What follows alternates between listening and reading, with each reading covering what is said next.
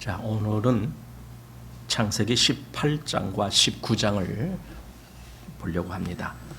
그래서 우리가 먼저 창세기 18장 22절로 해서 26절의 말씀까지 우리가 함께 읽고 19장은 29절 말씀을 읽어보려고 합니다. 자, 18장 22절에서 26절 함께 읽겠습니다. 그 사람들이 거기서 떠나 소돔으로 향하여 가고 아브라함은 여호와 앞에 그대로 섰더니 가까이 나와 가로되 주께서 의인을 악인과 함께 멸하시려나이까. 그 성 중에 의인 50이 있을지라도 주께서 그곳을 멸하시고 그 50 의인을 위하여 용서치 아니하시리이까. 주께서 이같이 하사 의인을 악인과 함께 죽이심은 불가하오며 의인과 악인을 균등하심도 불가하니이다. 세상을 심판하시는 이가 공의를 행하실 것이 아니니까. 여호와께서 가라사대 내가 만일 소돔 성 중에서 의인 50을 찾으면 그들을 위하여 온 지경을 용서하리라. 이렇게 하고 19장으로 넘어오셔서 29절 한 절, 29절 시작.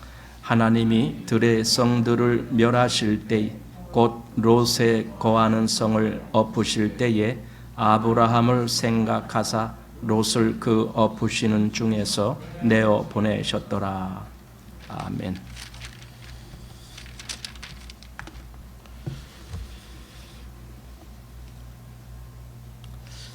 자, 오늘 이제 18장과 19장을 보는데 여기 18장과 19장에는 대조되는 두 사람이 나옵니다. 이제 우리가 잘 알듯이 아브라함과 롯이라고 하는 두 사람입니다. 그런데 이 두 사람이 아주 대조가 돼요. 뭐냐면은요, 아주 반대 진영에 선 것 같은 그런 느낌이 드는 사람입니다. 한 사람은 하나님 중심의 사람이었고 또 한 사람은 자기 중심의 사람이었습니다. 한 사람은 하나님과의 친밀한 교제를 누리는 사람이었고 또 한 사람은 아예 하나님을 만나지도 못했습니다. 그리고 심판을 내리는 천사만 만났습니다. 우리가 이 하나님과의 친밀한 교제를 원한다라면 오늘 이 말씀을 잘 보셔야 될 겁니다. 여기에 어떤 사람이 하나님과의 이 친밀한 교제를 누렸는지 우리가 그 부분을 잘 보아야 될 겁니다. 자, 우선 18장을 보겠습니다. 18장 1절에 여호와께서 마므레 상수리 숲을 근처에서 아브라함에게 나타나시니라. 오정쯤에 그가 장막 문에 앉았다가 이렇게 합니다. 이 마므레라고 하는 지역은 예루살렘에서 좀 남쪽으로 내려오는 지역이라고 합니다. 그래서 거기가 이제 헤브론이라고 하는 또 다른 호칭이 있는데 그 헤브론 근처가 바로 마므레라고 하는 곳이다라고 합니다. 그러니까 넓은 의미에서는 거기가 헤브론이다 이렇게 보아도 되는 곳입니다. 그런데 여기 말씀에서 여호와께서 아브라함에게 나타나시니라. 가끔 하나님이 누구에게 나타나신다라는 표현이 성경에 있는데 그럴 때 보면은 참 거기에는 큰 은혜가 있다라는 걸 알게 됩니다. 하나님이 그 사람을 일부러 만나 주시는 것이기 때문에 그렇습니다. 그래서 오늘 이제 아브라함에게 하나님이 나타나셨다라는 겁니다. 그런데 시간도 정오쯤이다. 정오는 한낮이죠. 그래서 2절 말씀을 보면은 눈을 들어본즉 사람 셋이 맞은편에 섰는지라. 그가 그들을 보자 곧 장막 문에서 달려나가 영접하여 몸을 땅에 굽혀 이렇게 했습니다. 사람 셋이 맞은편에 섰다. 아브라함이 기거하는 그 장막 맞은편이다라는 거죠. 그러니까 그 장막도 앞뒤가 있을 거 아닙니까? 그 앞에 뭐 출입구가 있을 것이고 그 출입구 저쪽 맞은편에 서 있었다. 이제 그런 의미겠죠. 그런데 사람 셋이라고 되어 있어요. 우리가 알듯이 두 사람은 천사였어요. 그런데 한 사람은 천사라고 부르지 않고 그를 하나님 여호와라고 불렀어요. 그러니까 사실은 그렇게 형상으로 사람에게 보인다라는 것은 하나님의 그 어떤 실체라고 보기는 힘들어요. 다만 하나님이 어떤 형상을 빌려서 사람들에게 보일 수 있는 그런 형상으로 오셨을 것이다. 그것이 이제 물론 사람의 형상같이 그렇게 되어 있을 것이다 하는데, 어쨌든 그래서 우리는 이것을 하나님의 입장을 대변하는 그런 천사였을 것이다 라고 보게 됩니다. 그런데 어쨌든 여기 이제 우리가 천사가 어떤 모양이냐, 그건 사실은 좀 사람마다 달라요. 그런데 여기서 보면은 천사가 사람의 모양 비슷하게 생겼구나. 그래서 일반인들이 볼 때에는 사람이다. 나중에 이제 소돔성에서도 사람들이 볼 때는 그가 사람처럼 보였기 때문에 다른 사람들이 막 거기 모여들고 그랬다라는 거죠. 그래서 천사가 아주 특별한 모양, 그런 모습 그렇게 띄질 않고 그냥 평범한 사람과 같은 그런 모양으로도 오시는구나. 이제 우리가 이런 것을 보게 됩니다. 그런데 아브라함이 그를 보자마자 달려나가서 영접했다, 이렇게 말합니다. 그가 누군지 정확히 알고 그런 건지 아니면은 그냥 부지 중에 천사를 영접했다라고 한 말처럼 그렇게 해서 영접한 것인지 정확히 모르겠지만, 문제는 아브라함은 뭔가 그들이 평범하지 않다라는 걸 알았겠죠. 그들은 뭔가 하나님 입장에서 오신 분들이다라는 걸 알았겠죠. 그래서 그 앞에 부지런히 나가서 엎드렸다라고 하는 말입니다. 이건 진심으로 그들을 영접하겠다라는 의도를 담고 있는 겁니다. 자, 나중에 이제 아브라함과 어느 정도 시간을 보내고 그 두 천사가 아브라함을 떠나서 소돔으로 향할 때, 그때 한번 보겠습니다. 22절인데 그 사람들이 거기서 떠나 소돔으로 향하여 가고 아브라함은 여호와 앞에 그대로 섰더니, 이렇게 되어 있습니다. 그러니까 여기 그 사람들은 아마 두 사람을 이야기하는 거예요. 원래 처음에는 세 사람이었는데 여기 여호와는 그대로 아브라함 앞에 계셨다는 거예요. 여호와의 입장에 계신 천사. 그래서 아브라함은 여호와 앞에 그대로 섰다, 이렇게 이제 하고 있습니다. 자, 좀 본문을 여기저기 빨리빨리 좀 보면서 넘어가겠습니다.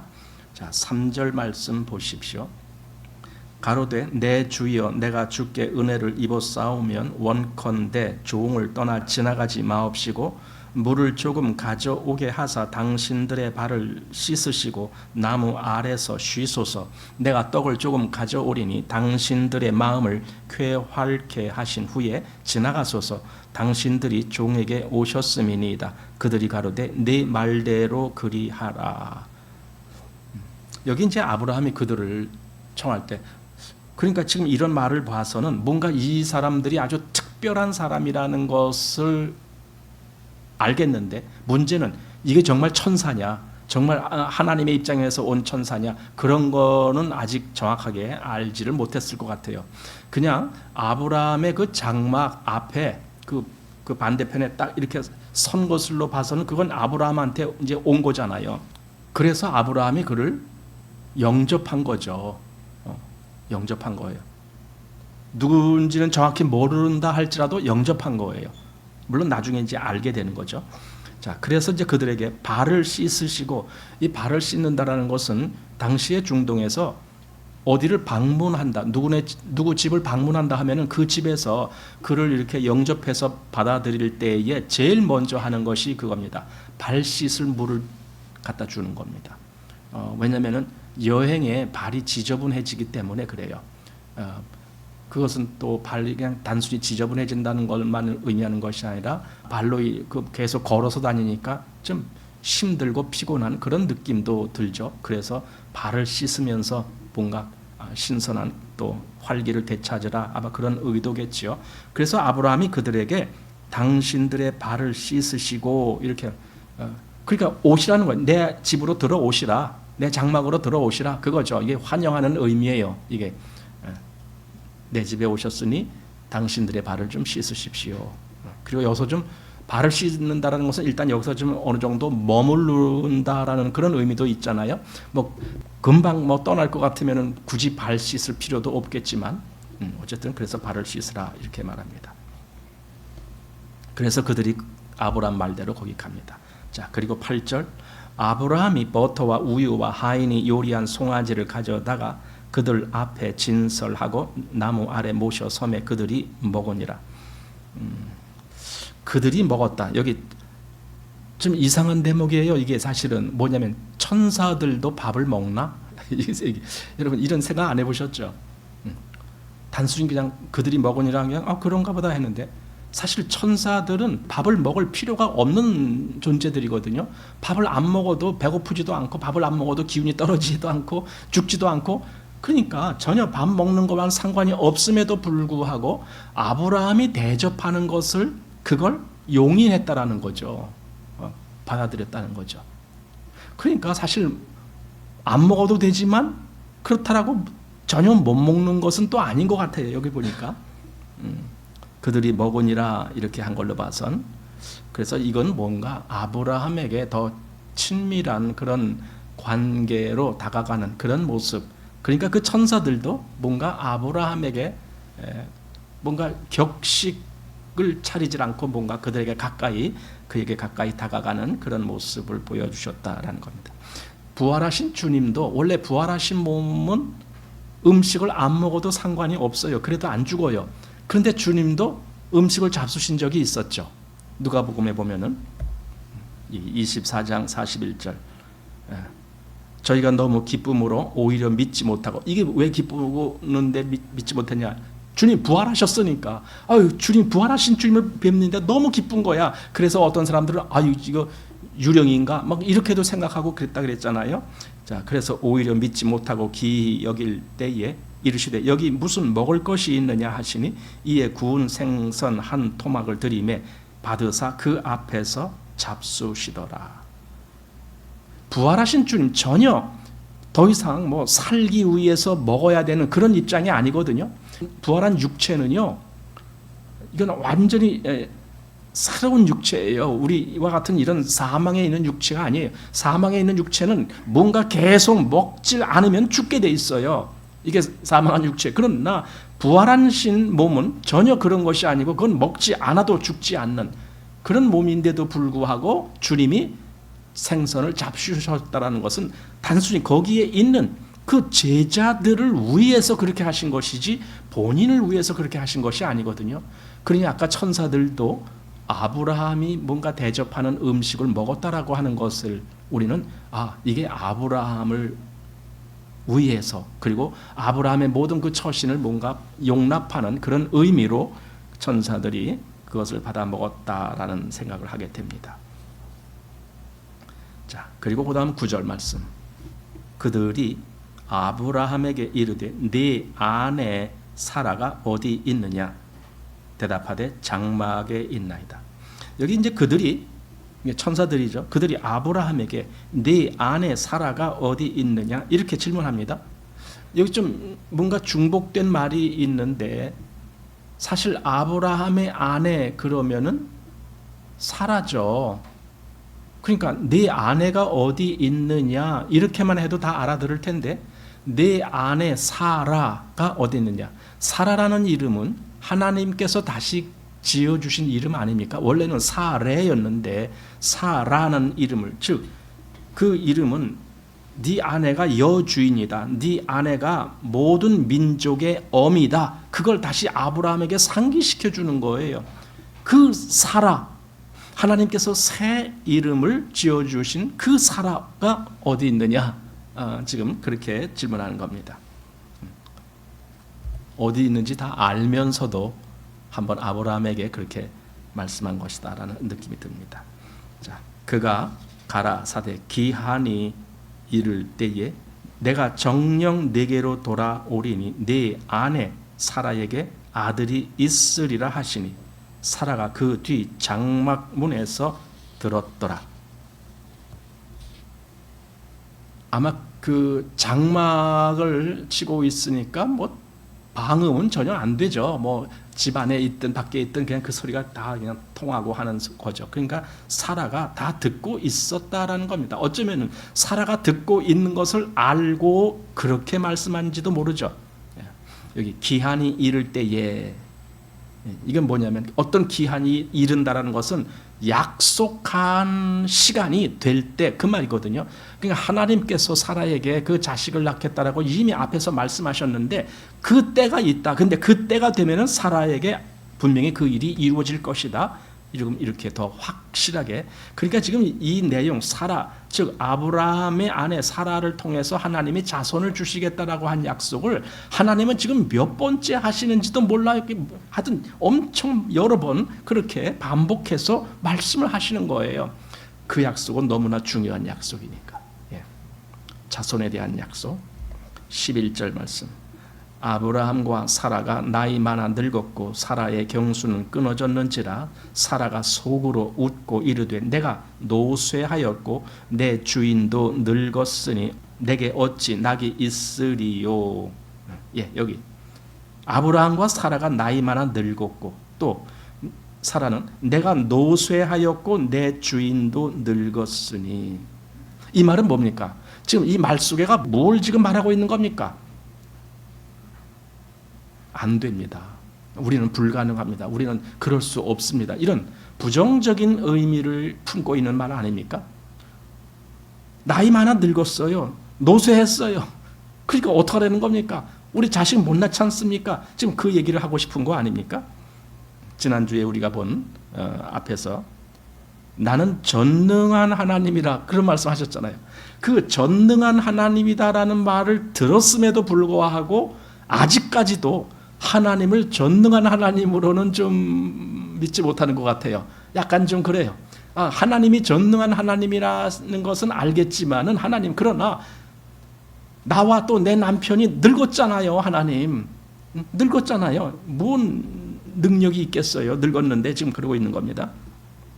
그래서 아직 충분한 전능하신 하나님이다라는 그 의미를 아직 믿음으로 받지를 못하고 있다는 걸 보게 됩니다. 13절입니다. 여호와께서 아브라함에게 이르시되 사라가 왜 웃으며 이르기를 내가 늙었거늘 어떻게 아들을 낳으리요 하느냐. 그리고 14절 여호와께서 능치 못한 일이 있겠느냐. 이 말은 바로 앞에서 말씀하신 나는 전능한 하나님이다라는 그 말씀을 반복해서 하신 말씀이나 마찬가지예요. 여호와께 능치 못한 일이 있겠느냐. 기한이 이를 때에 내가 네게로 돌아오리니 사라에게 아들이 있으리라. 또 기한 얘기를 하십니다. 아까 앞에서 기한이 이를 때에 내가 정녕 네게로 돌아오리니 이렇게 하셨는데 지금 여기 14절에서도 또 말씀합니다. 기한이 이를 때에 내가 네게로 돌아오리라. 그렇게 말씀하셨습니다. 자, 17절 말씀. 여호와께서 가라사대 나의 하려는 것을 아브라함에게 숨기겠느냐. 지금 하나님은 뭔가 일이 있는 거예요. 그 일로 인해서 아브라함에게 오신 거예요. 처음부터 그 의도로, 처음부터 그것을 아브라함에게 알려주시려고 오신 거예요. 그런데 아브라함이 마침 그들을 영접하고 하니까 이제 일이 잘 이렇게 들어맞은 거죠. 그래서 아브라함에게 숨기겠느냐. 아모스 3장 7절에 하나님은 그 일을 어떻게 하시는지 나오죠.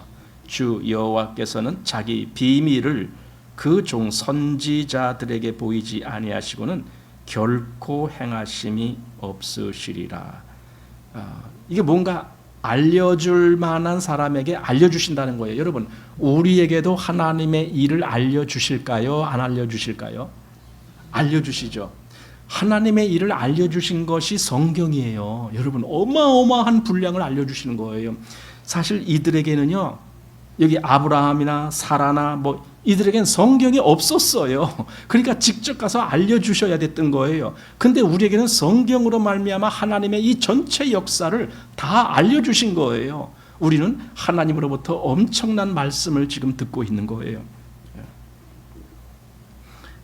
여기서 이제 알려주시는 내용이 두 가지예요. 하나는 아브라함에게 주시는 어떤 약속, 그리고 그 약속이 응해질 것, 그리고 그로 인해서 어떤 축복이 그 자손들에게 임할 것인가, 그 말씀을 먼저 하셨고, 두 번째로 지금 롯이 있는 그 소돔과 고모라에 하나님이 어떻게 심판하실 것, 그것을 말씀하신 거, 이 두 가지입니다. 그걸 지금 아브라함에게 말씀하신 거예요. 18절 보십시오.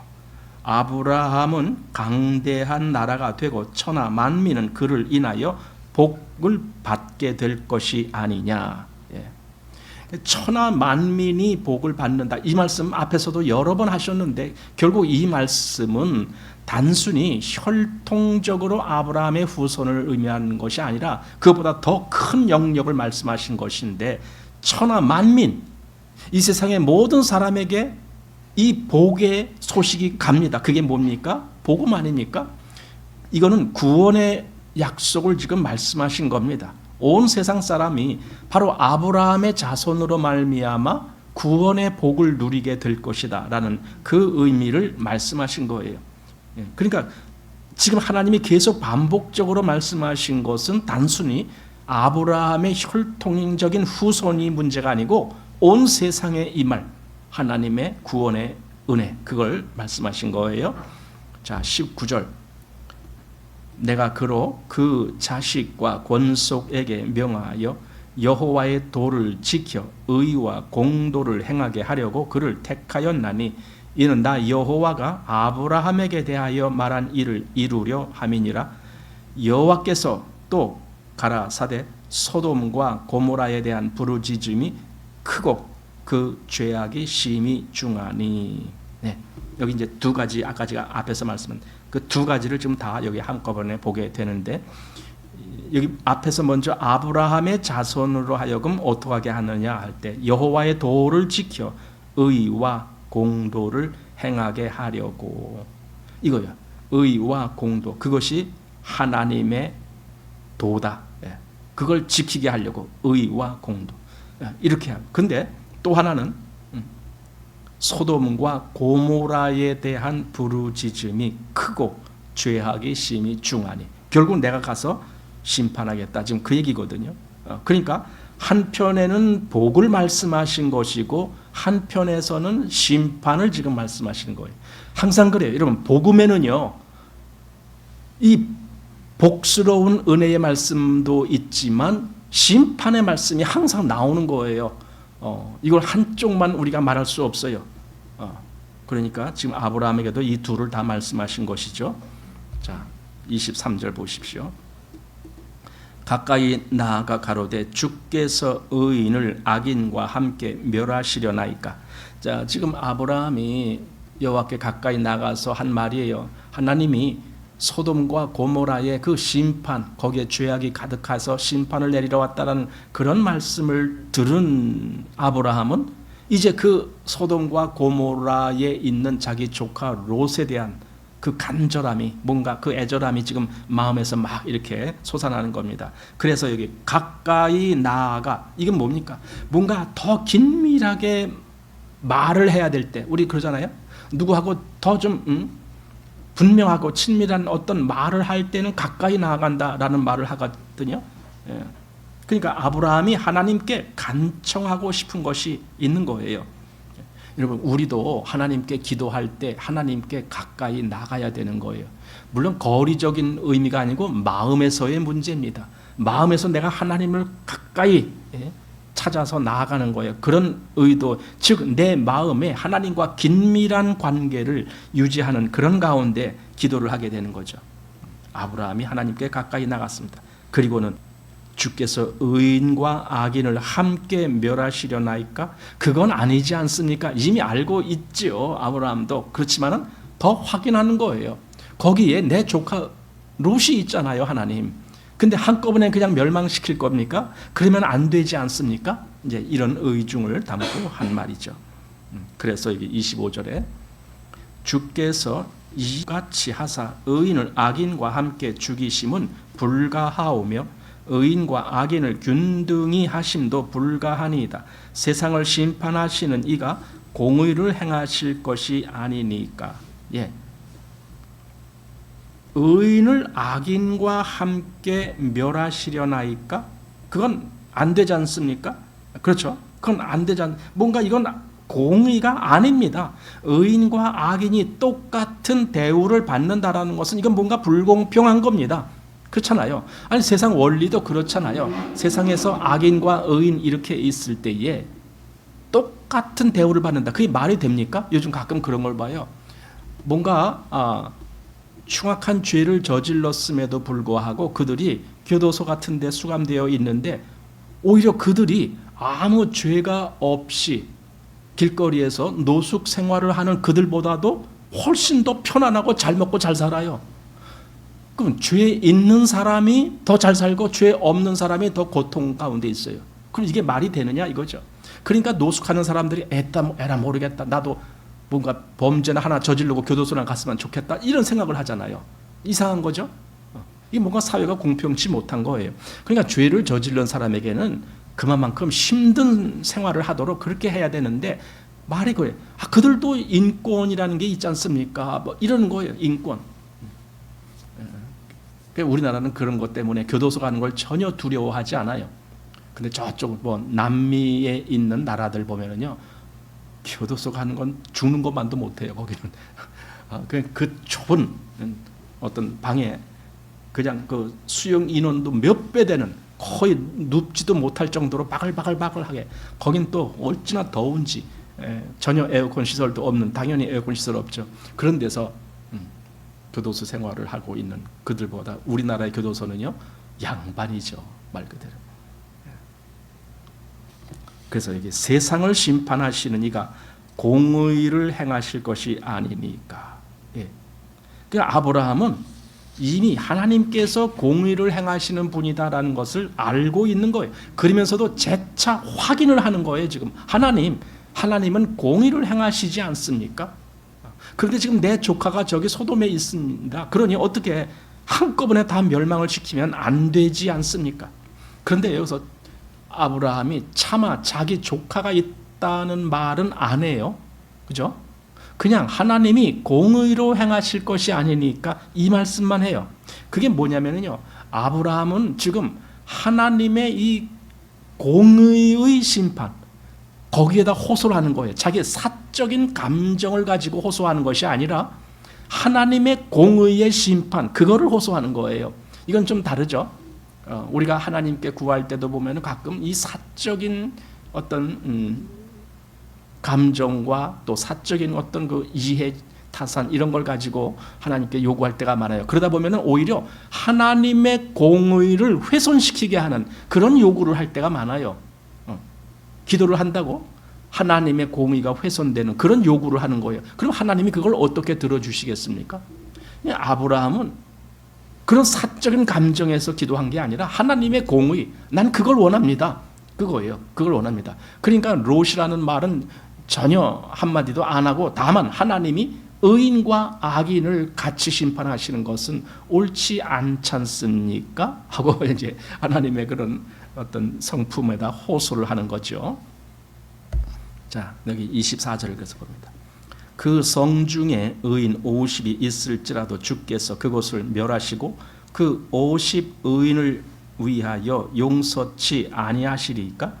만약에 거기 성에 의인 50이 있다면 그 50을 좀 중요하게 여기셔서 그 나머지들도 좀 혜택을 받을 수 있게 여기 심판을 내리시지 마시고 뭔가 이 50 의인으로 인해서 다른 사람들도 결국은 50 의인을 위한 것이지만은 그것 때문에 다른 사람들도 좀 뭔가 혜택을 누릴 수 있는 그런 것은 어떻습니까? 하고 제안하는 거죠.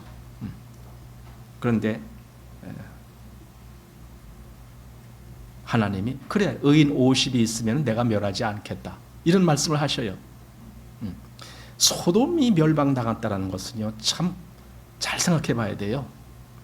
의인 50이 없었어요. 물론 나중에 점점 이 숫자가 감해져 갖고 나중에는 의인 10명까지 내려갑니다. 그런데도 의인 10명이 없었어요. 그 소돔에는. 그래서 결국은 멸망을 당하는 거예요. 거기 전체 인구가 몇 명인지 모르겠지만 그래도 아브라함 생각에는 아니 최소한 거기 의인 50은 있을 거 아니야? 이 정도로 생각할 정도로 사람들이 많았다고요. 거기 한 500명은 살았는지 아니면 그보다 더 많이 살았는지 모르겠지만 어쨌든 최소한 의인 50 정도는 있을 만하다, 이런 생각이 있길래 아브라함이 요구했던 거예요. 그런데 나중에 알고 보니까 거기 의인 10명도 없었던 거예요.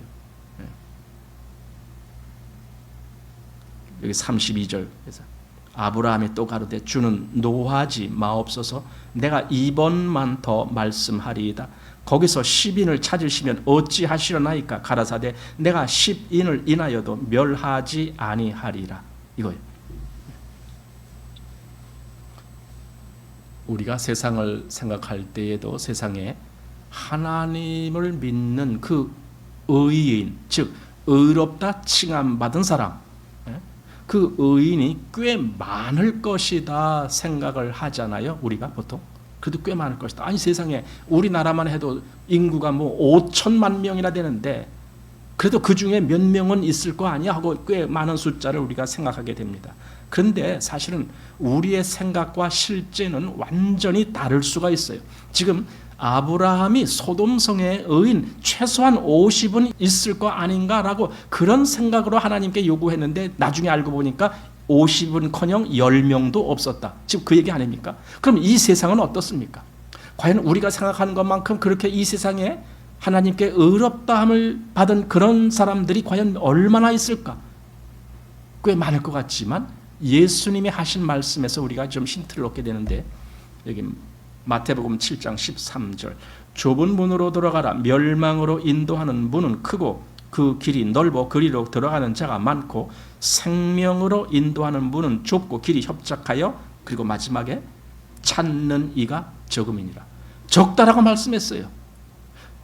생명으로 인도하는 문을 찾는 사람은 적다. 이게 지금 주님이 하신 말씀이에요. 그러니까 정말 구원 얻는 자들은 적을 수밖에 없는 거예요.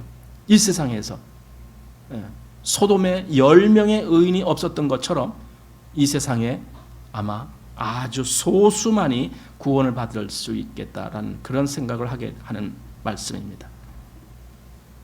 아마 아브라함이 그 말씀을 듣고는 충격을 받았을지 몰라요. 아니 도대체 소돔에 의인 10명도 없단 말인가? 너무나 충격이 됐을지 몰라요. 그 정도로 소돔이 부패한 그런 도시인가? 사실 아브라함이 소돔에 가지 않았기 때문에 소돔 내부가 어떤지를 잘 몰랐을 거예요. 그렇지만 지금 하나님이 말씀하시는 걸 봐서는 소돔은 정말 형편없는 곳이었겠구나. 자, 그런데도 아브라함이 계속 왜 10명, 그 다음에 45명, 그 다음에 40, 그 다음에 30, 그 다음에 20, 그 다음에 10명 계속 이렇게 번복해가면서 숫자를 자꾸만 낮추면서도 계속 요구한 이유가 뭡니까? 뭐 때문에 그렇게 계속 요구했습니까? 롯 아닙니까? 롯 때문에 그런 거예요. 롯을 살리고 싶어서. 그러니까 아브라함은 지금 하나님 앞에서 구하는 게 자기를 위해서 구하는 것이 아니라 타인을 위한 구함이었던 거예요. 물론 롯이 친척, 자기 조카니까 친척이지만 어쨌든 자기 자신은 아니잖아요. 타인이잖아요. 그런데 그 타인 때문에 지금 아브라함의 마음은 불타오르는 거죠. 하나님, 내가 이번만 좀 다시 한번 말씀드릴게요 하면서 몇 번 그러잖아요. 거기서 10명이 감하면서 뭐 몇 명이 되면 어떻습니까? 계속 그걸 반복해서 이번만큼은 내가 그래도 한번 말씀드려볼게요 하면서 정말 그렇게 반복해서 말한다는 것이 얼마나 지금 경우에 맞지 않는다라는 걸 아브라함도 알지만 그래도 자기 롯을 향한 이 마음을 그냥 멈출 수가 없는 거예요. 그래서 하나님께 자꾸 구했던 거예요. 타인을 위한 간구. 우리 예수님이, 여러분, 예수님이 우리를 위하여 간구하시는 것은 자기 자신을 위한 것이 아니고 타인을 위한 거예요. 그걸 잘 아셔야 돼요. 우리 히브리서 7장 한번 보십시오. 예수는 영원히 계심으로 그 제사 직분도 갈리지 아니하나니 그러므로 자기를 힘입어 하나님께 나아가는 자들을 온전히 구원하실 수 있으니 이는 그가 항상 살아서 저희를 위하여 간구하심이라. 지금 예수님이 누구를 위해서 간구하시느냐 이거예요. 자기 자신을 위해서 간구하는 겁니까?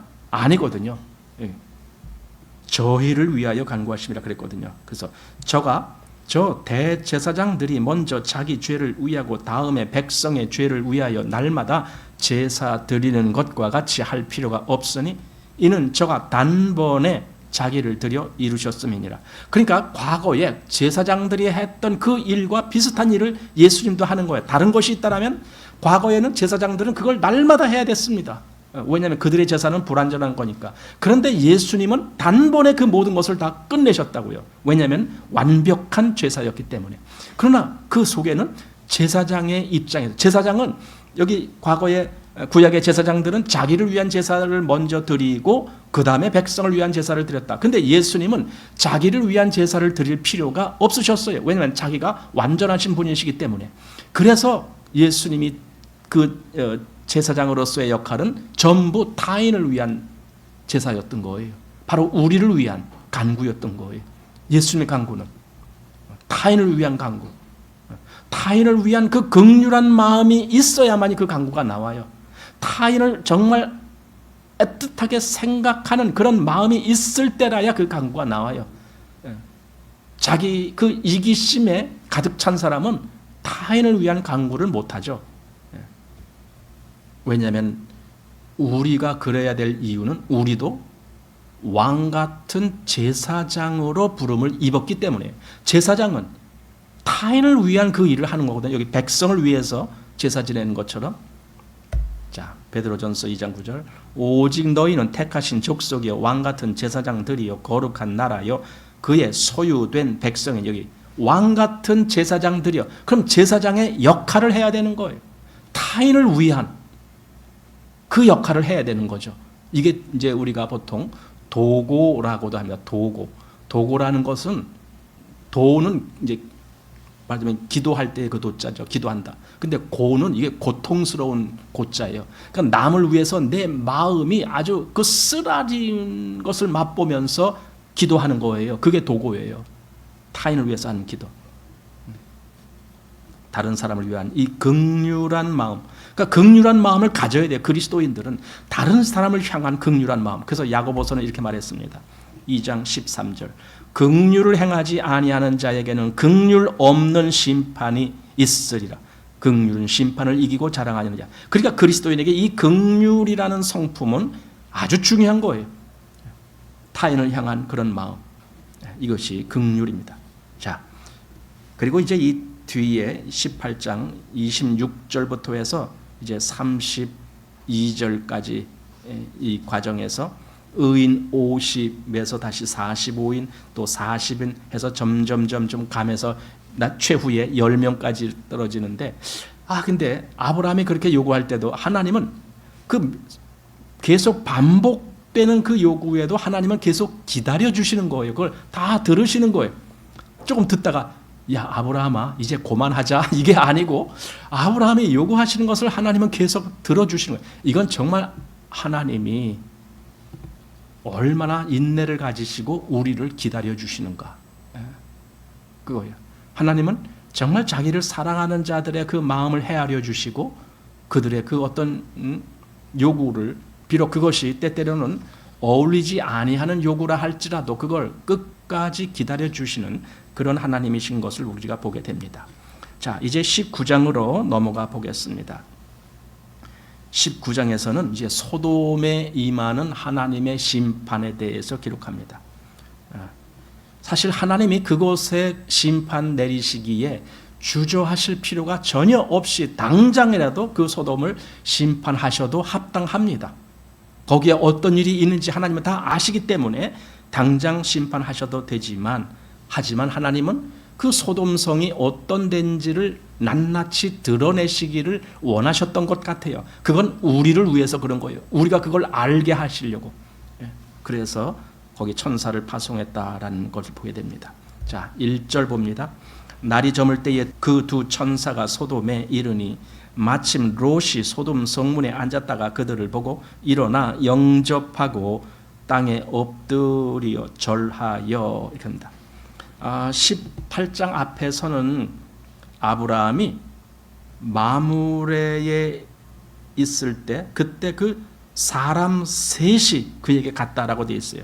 또 18장 16절 또 22절 여길 보더라도 사람이 어떻게 했다, 두 사람이 어떻게 했다, 계속 그렇게 사람이라는 말씀으로 기록되어 있는데 지금 19장에 와서 갑자기 바뀌었어요. 뭐라고 바뀌었습니까? 천사라는 단어로. 그러니까 사람이라는 단어를 썼을 때는 뭔가 아브라함에게 친근하게 가까이 다가가는 그런 의미로 기록된 것 같은데, 이제 천사라는 말씀으로 기록됐다는 것은 이제는 가차없이 심판을 내릴 그때가 된 것 같다라는 그런 의미를 생각하게 하는 말씀입니다. 자, 롯이 소돔 성문에 앉아 있었다 합니다. 성문이라는 것은요, 이때 고대 사회에서 중요한 위치인데, 보세요. 성이 이렇게 쓰면 말하자면 그 지역, 그 큰 동네가 이 성곽 안에서 사는데 여기 문이 있다고요. 그 문으로 사람들이 들락날락하면서 뭔가 바깥에 갔다가 오기도 하고 이런 걸 하는 겁니다. 그러니까 이 성문은 아주 중요한 요충지예요. 왔다 갔다 하기 때문에. 그래서 거기서 아주 특별한 일이 벌어집니다. 뭐냐면은 그 어떤 문제거리가 있을 때 이 문제에 대한 어떤 의견을 듣는 장소가 성문입니다. 그래서 성문에는 이 성의 지도자급 되는 사람들이 항상 거기에 포진해 있어요. 거기 늘 있어요. 그래서 그들한테 늘 물으러 옵니다. 내가 이런 일을 당했는데 이게 어떻게 해야 옳겠습니까? 뭐 이런 식으로. 그러니까 거기 말하자면 재판이 열리는 곳입니다. 저 사람이 나한테 뭔가 잘못을 했는데 자꾸만 저 사람은 자기가 잘했다라고 하는데 이거 좀 판단해 주십시오. 이거 다 성문에 와서 하는 겁니다. 그래서 성문은 재판이 열리는 장소고, 또 두 번째로는 상업적인 거래가 이루어지는 장소입니다. 그 당시 거래는 역시 이렇게 뭔가 지도자 되는 사람 앞에서 거래를 하면서, 예를 들어 땅, 너 그 땅 나한테 팔아, 내가 너한테 뭐 얼마를 줄 테니까 나한테 팔아. 근데 이걸 아무도 알지 못하면은 저 사람이 돈 받아가면서도 야, 네가 나 언제 돈 줬어? 이런 식으로 발뺌을 하면 어떻게 해요? 그러니까 이것에 증인이 필요한 겁니다. 오가는 증인. 말하면 상거래가 이루어질 때 그런 것을 또한 증인으로서 역할을 하는 것이 바로 성문에 있는 지도자들입니다. 그래서 이 당시에 성문은 재판도 열리고 또 상업적인 거래도 있고, 그래서 거기는 항상 그 지역에 지도자들이 있습니다. 그런데 이 롯이 바로 그 성문에 앉았다라는 거예요. 그럼 지도자로서의 그 역할을 할 수 있는 그 위치에 있었다라는 거예요. 한마디로 롯이 출세했어요. 네. 지금으로 본다면 국회의원 뭐 이 정도. 그냥 출세한 롯. 그래서 성문에 앉아 있었습니다. 나중에 이제 구절로 가보면은요, 사람들이 네가 우리 가운데 들어갔고는 네가 법관이 되려 하느냐 뭐 이런 얘기를 할 때가 있어요. 그럼 법관이라는 게 뭡니까? 재판관. 그러니까 그 성문에 앉아 있는 사람들은 그 재판관 역할도 한다. 지금 그 말이거든요. 근데 롯이 그랬다는 거예요. 그러니까 롯이 그만큼 그 사회에서 굉장히 인정받고 또 출세한 그런 위치에 있었다라는 겁니다. 자, 2절 말씀 보십시오. 가로되 내 주여 돌이켜 종의 집으로 들어와 발을 씻고 주무시고 일찍이 일어나 갈 길을 가소서. 그들이 가로되 아니라 우리가 거리에서 격려하리라. 그러니까 롯도 아브라함처럼 이 천사들을 영접했어요, 자기 집으로. 그런데 천사들의 반응이 아브라함 때와는 달랐어요. 아브라함 때는 그래, 네 말대로 그렇게 한다라고 했지만 롯이 들어와서 좀 쉬고 가시라 하는데 아니다, 우리가 차라리 거리에서 격려하겠다. 아니 거리에서 격려하겠다. 우리 네 집에 안 들어가. 네 집에 들어가려면 차라리 그냥 길거리에서 자겠어. 뭐 이런 의미거든요. 왜 그렇게 천사들은 롯의 집에 들어가는 것을 꺼려했을까? 한마디로 롯은 뭔가 이렇게 같이 있을 만한 그런 위치에 있는 사람이 아니었기 때문에 그런 거예요. 뭐가 잘못됐다라는 거죠, 지금. 그런 의미로 보게 됩니다. 자, 4절 말씀. 그들이 눕기 전에 그 성 사람 곧 소돔 백성들이 물어 노소하고 사방에서 다 모여 그 집을 에워싸고 롯을 부르고 그에게 이르되 이 저녁에 내게 온 사람이 어디 있느냐 이끌어내라 우리가 그들을 상관하리라. 그러니까 롯이 간청을 해갖고 결국은 들어가긴 들어갔어요. 그런데 이제 밤에 이제 자려고 누웠는데 이 당시에는 뭐 눕는다고 해서 뭐 요즘처럼 뭐 밤 11시, 12시 그렇게 있는 건 아니거든요. 그냥 해지면 어두워지니까 그냥 금방 자고 그랬겠죠. 자, 그런데 이 소돔, 우리가 이미 알고 있었듯이 소돔에는요 동성애가 아주 극성을 부린 그런 지역이에요. 이 소돔이라는 것이. 이 소돔은요 그런 동성애가 일부 어떤 사람들 층에만 있었던 것이 아니라 여기 보니까 물원노소하고 이랬어요. 아니 물원노소가 뭐예요? 젊은이나 늙은이나 할 것 없이 죄다. 그러고 있었어요. 그 동네는. 예. 여러분 동성애 하는 사람들은 특징은요 자꾸만 더 지금까지 경험해 보지 못한 새로운 것을 자꾸만 추구해 나가요. 그러니까 동성애 상대를 자꾸만 바꾸는 거예요. 야, 저기 새로운 사람이 왔다. 그 사람하고 동성애 하고 싶어. 이거예요. 그래서 새 사람이 오면은 자꾸만 글로 가는 겁니다. 예. 이게 어떻게 보면은 이 소돔성의 모습이 지금 현재의 이 세상의 모습을 조금 보는 것 같은 느낌이 들어서 마음이 별로 좋지 않습니다. 지난번에 작년이죠. 그 올림픽, 파리 올림픽이었는데 그때 개막식 할 때 그거 보셨죠? 그때 어떻게 하냐? 동성애자들 또는 성전환자들 그들을 그 개막식 거기 단상 위에다 딱 올려놓고 무슨 쇼를 하고 뭐 그래. 예. 동성애자 또는 성전환자 그들을 그렇게 했다고요. 그리고 지금도 보면은요 학교에서 남성, 여성, 남자, 여자 그렇게 구별하는 것이 아니라 제3의 성이라는 것이 있다. 이런 식이에요. 그래서 화장실도 남자 화장실, 여자 화장실 그리고 또 그 중간에 제3의 성을 가진 사람들의 화장실 그걸 지어야 된다. 지금 이러고 있잖아요. 성소수자라고 해서. 어린 아이들에게조차 심지어 초등학교 저학년 아이들 그들에게조차도 바로 이런 걸 가르치려고 하고 있잖아요 지금. 그래서 차별금지법이니 뭐 이런 거. 이번에 대통령 선거를 한다 그러잖아요. 6월 3일 날. 그래서 저희 집에도 그 뭐 대통령 후보자들의 그 어떤 공약을 기록한 그런 뭐런 거 유인물이라고 해야 되나 뭐 그걸 이제 우편물로 왔어요. 그래서 내가 이렇게 쭉 대충 그냥 훑어봤는데 그 중에 어떤 후보자의 공약이 그거예요. 차별금지법을 반드시 실천하겠습니다. 그걸 반드시 뭐 법제화하겠습니다. 예. 그런 주장을 하는 사람도 있어요. 그러니까 우리나라는 아직 차별금지법이 제정이 안 됐죠. 이렇게 상정은 됐었는데 통과하지 못했잖아요. 그러니까 차별금지법이 아직 우리나라에서는 발의가 되지 않았어요. 뭐 미국이나 유럽이나 이런 데는 발의된 데가 많지만, 근데 우리나라는 아직. 그런데 이 지금 한 대통령 후보자가 그런 거예요. 자기가 대통령 되면은 이 차별금지법을 반드시 제정하겠습니다. 뭐 이런 식으로 말을 하는 겁니다. 그러니까 점점 더 지금 소돔이 되어가는 거예요. 우리나라도. 뭐 이 세상 전체가 다 그런 거고. 여기 지금 그들이 무슨 말을 했냐? 5절 끝에 상관하리라. 우리가 그들을 상관하리라. 여기 상관이라는 말은 히브리어에서 야다라는 말이에요. 그 야다라는 말은요. 어떤 의미를 갖고 있냐면 서로 이렇게 어떤 상대와 경험을 통해서 알아나간다. 그거예요. 그게 야다예요.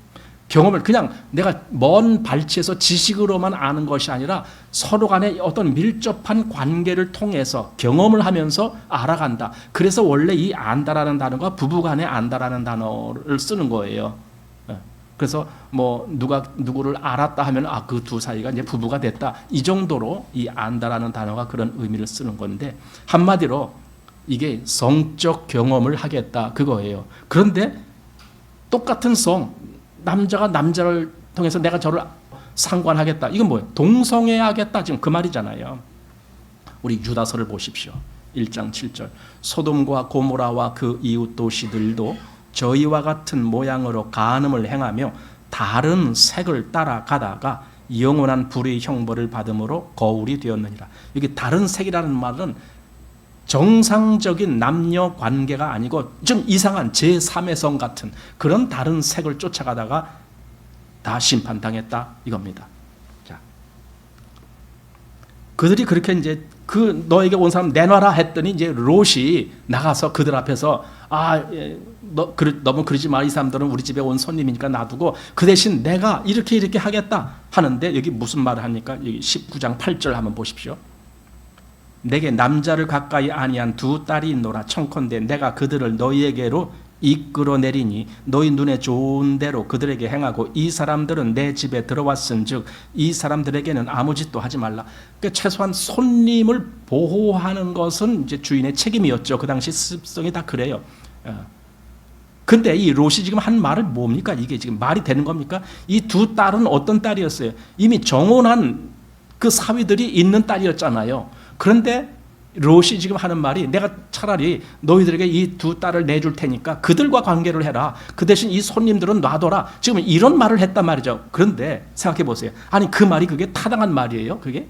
아버지로서 자기 딸을 그렇게 내어주겠다라고 한 말을 그걸 한다는 게 타당하겠느냐고요. 저는 이걸 보면서요. 아 롯이 그동안 소돔성에서 그렇게 살더니 소돔 있는 그 사람들하고 비슷하게 돼가고 있구나. 이걸 느껴요. 그 몸에 이 소돔의 풍습이 배어 들어가고 있었구나. 적어도 이런 불의한 일을 하겠다라는 사람 앞에서 그가 올바른 생각을 하고 있는 사람이라면은 그걸 절대 안 돼 하고 그걸 막을 수 있는 그런 마음이 돼야지. 비록 그들과 어떻게 뭐 치고받고 하다가 죽는 한이 있더라도 난 그걸 절대로 허용할 수 없어. 이런 정도의 마음이 돼야 되는데 내 딸을 내줄 테니까 어떻게 니들 맘대로 해. 이게 뭡니까? 어떻게 그냥 그런 말을 했다는 것 자체가 난 롯이 이미 소돔 사람 다 됐다. 그런 생각이 드는 거죠. 그랬더니 이제 소돔 사람들이 그래요. 그건 시시해서 안 돼. 지금 이 새로운 사람이라야 돼. 지금 그 얘기예요. 9절 보십시오. 그들이 가로되 너는 물러나라. 또 가로되 이놈이 들어와서 우고하면서 우리의 법관이 되려 하는도다. 이제 우리가 그들보다 너를 더 헤아리라 하고 롯을 밀치며 가까이 나와서 그 문을 깨치려 하는지라. 예. 이제 여기서 그들이 아까도 이제 본 대목 우리의 법관이 되려 하는도다. 이 말 속에 아까 이제 롯이 성문에 앉았다 그랬잖아요. 그런 의미에서 마치 그 롯이 어떤 재판관 역할도 했다라는 것도 되지만 또 하나는요.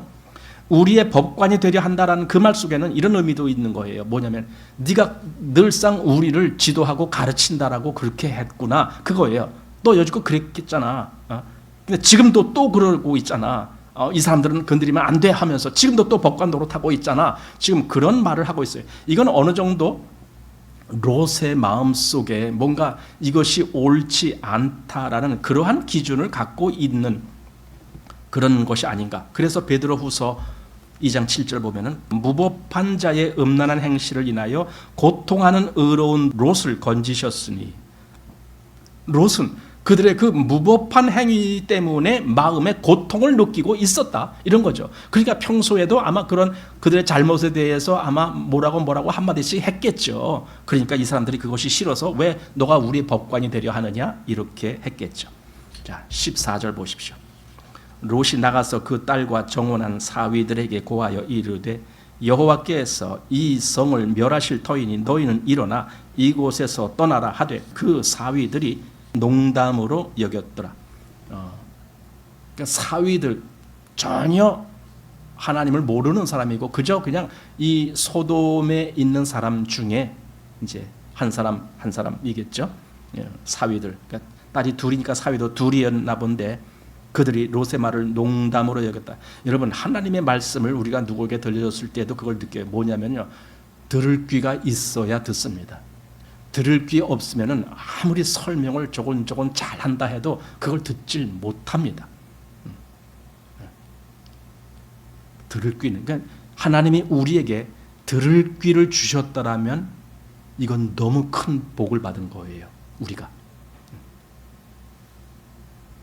여기 잠언서 20장 12절 듣는 귀와 보는 눈은 다 여호와의 지으신 것이니 이 눈, 이 귀 다 이거 하나님께서 지으신 것이야. 그러니 우리가 들을 수 있도록 하시는 것도 역시 하나님의 일이야 라고 우리가 말할 수 있겠죠.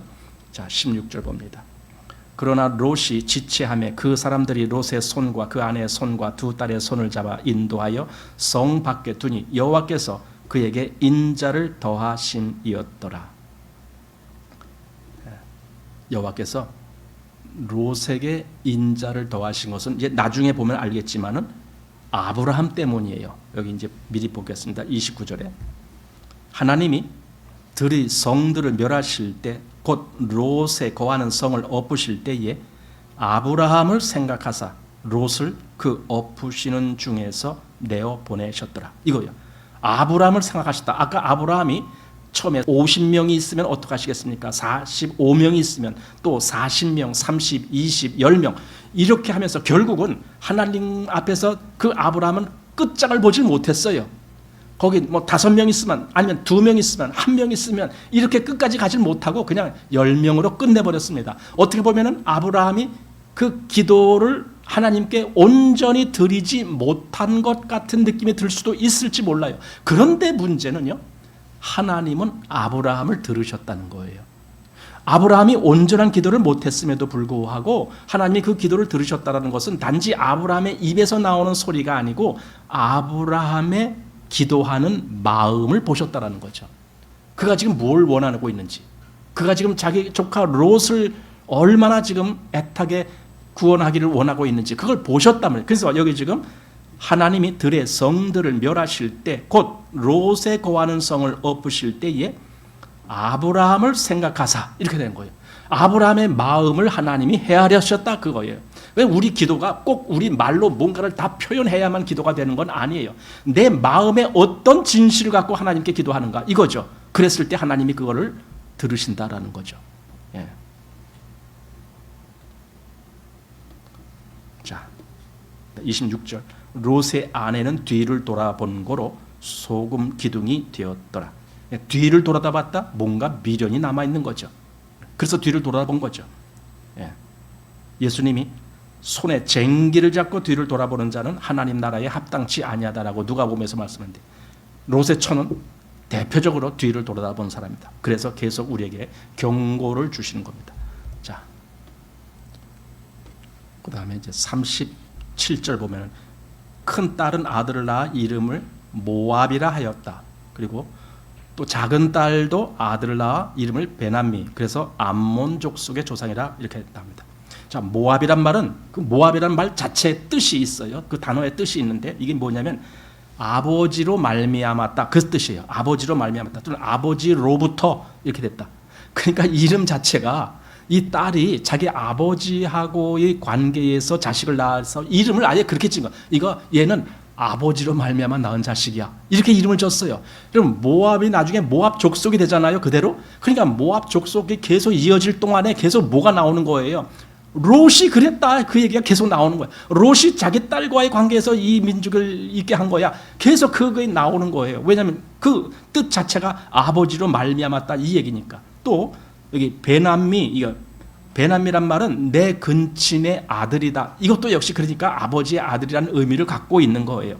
그래서 여기 모압과 암몬 족속의 그 이름 대대로 롯의 이 부당한 처사를 계속 고발하고 있는 거죠.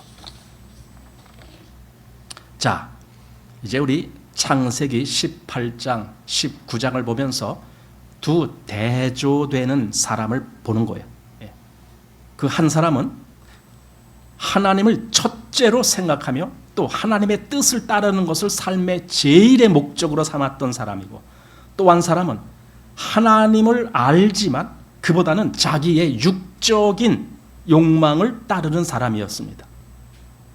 또 이 한 사람은 하나님과의 친교가 있었던 사람인데, 또 한 사람은 세상의 죄악된 모습과 그 위에 임하는 하나님의 진노를 보아야 했던 사람입니다.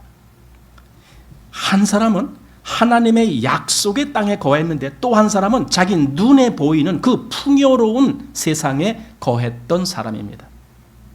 한 사람은 하나님과 함께하는 기쁨으로 마음을 하늘에 둔 사람이었고, 다른 한 사람은 죄악된 세상에 임한 하나님의 심판을 피하여 두려움 속에서 도망을 가야 했던 사람입니다. 한 사람은 타인을 위해서 기도한 사람이었습니다. 그런데 또 한 사람은 자신의 목숨을 위해서 구걸을 해야 됐던 사람입니다. 한 사람은 장차 임할 하나님의 은혜의 구원을 언약으로 받은 사람입니다. 그러나 또 한 사람은 하나님의 백성을 대적하는 이방 민족의 조상이 되었습니다.